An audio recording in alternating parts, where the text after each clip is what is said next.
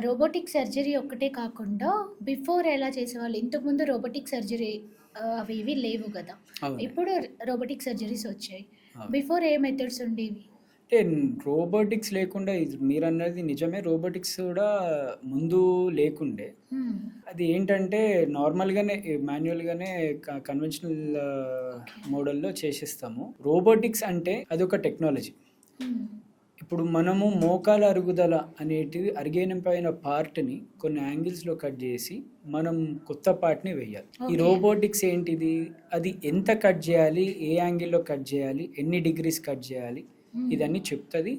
మనతో పాటు గూడా ఇంకో సర్జన్ లాగా అది గూడా చేస్తది.